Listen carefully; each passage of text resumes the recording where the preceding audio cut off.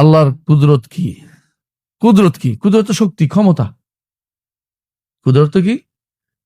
শক্তি না ক্ষমতা? ক্ষমতা। কুদরত কি? ক্ষমতা। বুঝছেন তো? কুদরতই ক্ষমতা। আল্লাহকে কুদরত বলা যায় না। আল্লাহর একটি গুণ হচ্ছে কুদরত। আমাদের পাকিস্তানি ভাইরা বেশিরভাগ সময় বলে কুদরত নেই ইয়ে লেখা হয়, কুদরত হচ্ছে এটা। কুদরত বলতে কুদরত তো কিছু করে না। গুণের দিকে, আপনার গুণের দিকে কোনো সম্পৃক্ত করা যায় না কাজকে, বুঝেন না? আমি যদি বলি, কেউ যদি বলে আপনার হাতে লেখছে, আপনি তো লেখেন না, তাইলেও আপনাকে অবশ্যই ব্যক্তির দিকে সম্পৃক্ত করতে হবে, তাই না? ব্যক্তির দিকে। তো আল্লাহর গুণগুলোকে আল্লাহর দিকে সম্পৃক্ত করবেন, আল্লাহর কর্মকে আল্লাহর গুণের দিকে সম্পৃক্ত করবেন না। কি করবেন? সরাসরি সত্তার দিকে সম্পৃক্ত করবেন। কথা বুঝছেন? আল্লাহ তাআলা, আমরা সিজদা করি, তাই না? আল্লাহকে সিজদা করি না আল্লাহর জন্য? আল্লাহর জন্য। আল্লাহকে সিজদা করি না। কথা বুঝছেন? বেদাতিরা বা যারা ইউরোপীয় আমেরিকানরা, ওরা আমাদের উপর একটা ব্লেম দেয় যে তোমরা কালো পাথরের সিজদা করো, তোমরা পাথরের ইবাদত করো, এগুলি বলে। আমরা বলি যে না, আমাদের কাছে ইবাদত না, আমাদের কাছে এটা হলো কি, আমাদের কাছে কিছু নেই না, বরকত চাই না, আমরা এটি কি চাই?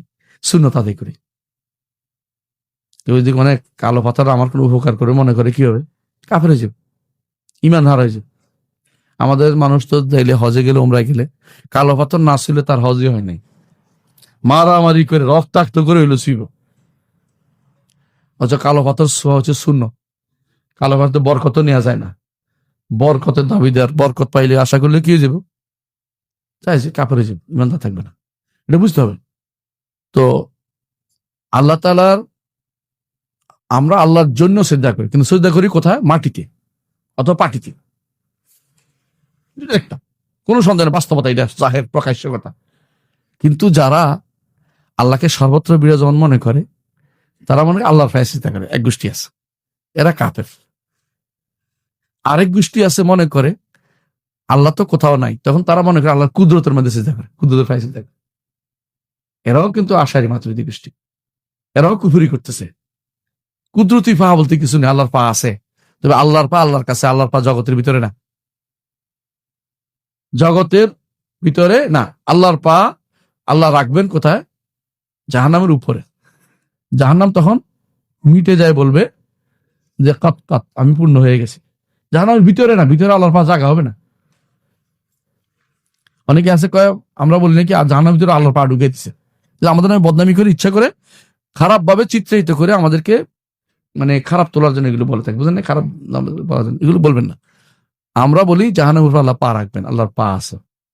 এবং কুরসি হচ্ছে আল্লাহর দুই পা রাখার জায়গা। ওয়াল কুরসি মাওয়াদিউ কাদামাইহি, এটা আল্লাহর দুই পা আছে। তবে আল্লাহর পা আল্লাহর কাছে। আল্লাহর একটি মাত্র গুণ জগতে আল্লাহ দিয়েছেন, এটা কি বলেন তো? কোরআনে কারীম। এটা ছাড়া আর কোনো গুণ আল্লাহ তাআলা আমাদেরকে দেননি, আমাদের কাছে নেই। এটা পড়ে আল্লাহর নৈকট্য অর্জন করার সুযোগ দিয়েছেন, এটা আল্লাহর খাস রহমত। এর বাইরে কোনো গুণ আমাদের সৃষ্টির ভিতরে নাই। সৃষ্টির ভিতরে স্রষ্টার কোনো গুণ নাই। রহমত, বরকত, এগুলি কি? এগুলি সৃষ্ট জিনিস। আল্লাহর রহমতের প্রভাব হচ্ছে আমাদের রহমত, যেটা পাইছি। 100টা রহমত সৃষ্টি করেছেন, তার মধ্যে একটি দিয়েছেন সৃষ্টি করা রহমত, একটা দিয়েছেন, এতেই দুনিয়াতে আমরা একে অপরের প্রতি দয়ালু, কান্নাকাটি করি। ছেলে মায়ের জন্য, মা ছেলের জন্য, সন্তানের জন্য কান্নাকাটি করে। এবং পক্ষীকুল, এমনকি ছোট ছোট কীট পতঙ্গ পর্যন্ত তার সন্তানের জন্য দয়া করে। কিন্তু একটা, এটাগুলো সৃষ্ট রহমত। এই আল্লাহর রহমত আল্লাহর কাছে। এই জিনিসটা আমাদেরকে বিভ্রান্ত করার জন্য একটা গোষ্ঠী আছে, তারা বলে থাকে করে আল্লাহ তাআলা, আল্লাহর ইলম সর্বত্র, বুঝেন কিনা? আল্লাহর ইলম সর্বত্র, বুঝেন কিনা? আল্লাহর ইলম সর্বত্র বলা যাবে? আল্লাহ আরশের উপর থেকে সবকিছু জানেন, এটা বলা যাবে? তার ইলম দিয়ে সবকিছু জানেন, এটা বলা যাবে? ইলম আমাদের ভিতর না, নাউজুবিল্লাহ। এরা কি করে এটা সাব্যস্ত করলে খুশি হয়, খুব কি জন্য খুশি হয় জানেন তো? কারণ আল্লাহকে সর্বত্র নিতে পারতেছে, কারণ সত্তা তো আলাদা নাই, কারণ সত্তা আলাদা সত্তা সাব্যস্ত করতে চায় না কেন? তাহলে কি হয়ে যাবে? হ্যাঁ, হাইয়েজ হয়ে যাবে, দিক হয়ে যাবে।